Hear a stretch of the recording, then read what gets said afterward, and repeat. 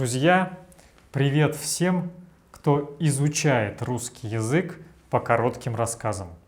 И сегодня у меня для вас новая интересная история. Итак, поехали.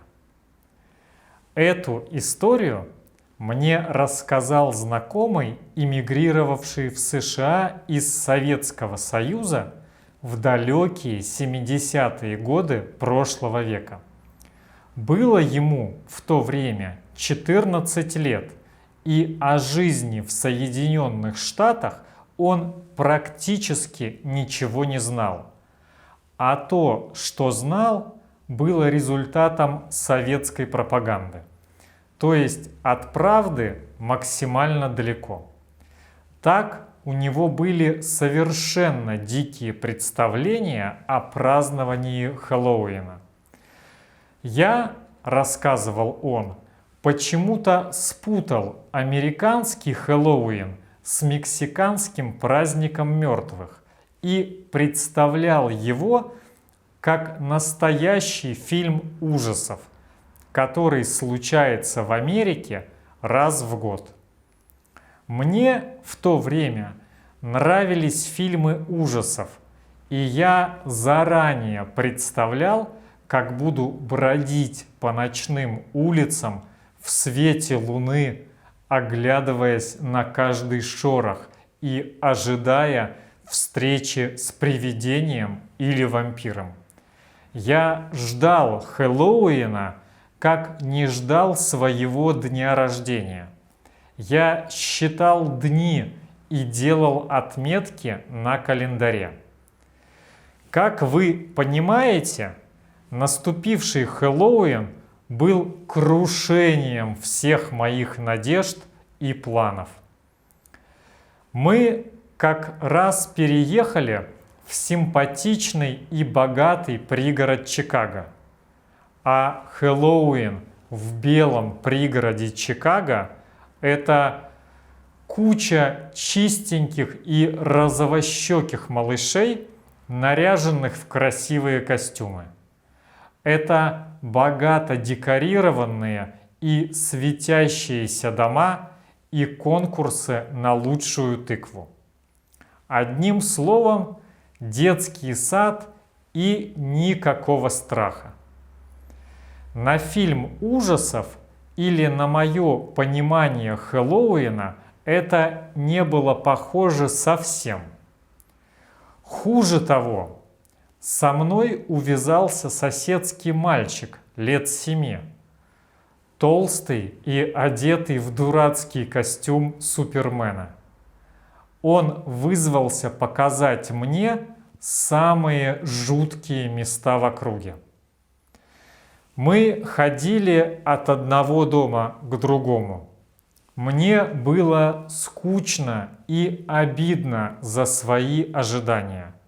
А мой маленький провожатый болтал без умолку и постоянно спрашивал, не страшно ли мне.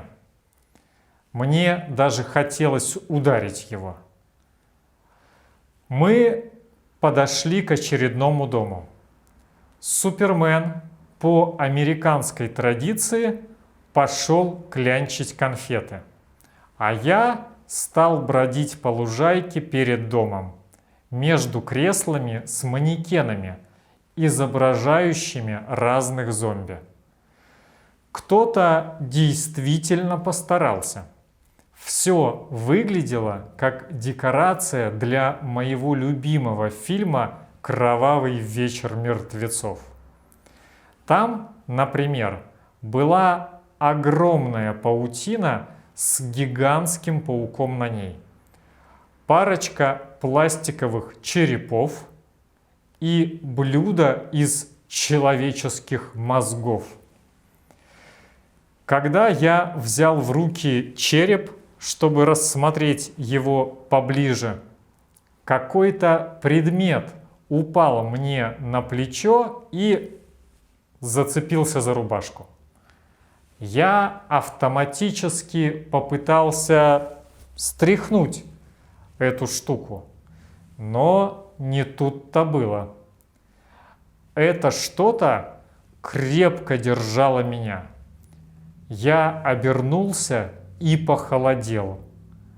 Один из бутафорских манекенов, мертвецов, сидящих в кресле, вытянул руку и крепко держал мою рубашку своими серыми пальцами. Я осторожно потянул ткань, и мне показалось, что серая фигура сжала пальцы еще сильнее. Сдерживая брезгливость, я взялся отцеплять чужую руку. Но тут пальцы мертвеца резко раскрылись и схватили меня. Я оцепенел от ужаса. Я не мог пошевелиться или даже что-то сказать. Я только смотрел на серую бесформенную фигуру в кресле и тяжело дышал. И тут я увидел, как мертвец начал открывать глаза. Я крикнул по-русски «Мама!» и отключился. Спас меня 7-летний американский супермен. Он услышал мой крик и начал звать на помощь взрослых.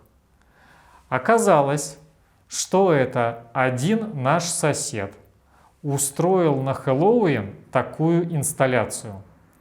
Поставил между деревьями с дюжину старых садовых кресел, задрапировал их чем-то вроде простыней и паутины, в кресло посадил чучело, штаны, ботинки, плащ, какая-нибудь жуткая маска. Все это набито какими-то тряпками или соломой. Если не присматриваться, точь-в-точь человек сидит, только страшный. Между креслами поставил столик с конфетами, а в одном из кресел в таких же штанах, плаще с капюшоном и дурацкой маске сидел сам. Тихонечко и совершенно неподвижно. Когда посетители подходили поближе, чтобы рассмотреть чучело или взять конфету, он кого-нибудь внезапно хватал за руку.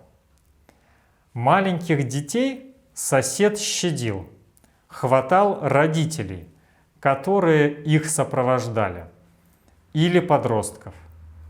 Я думаю, что так он себя обеспечивал клиентурой на следующий год.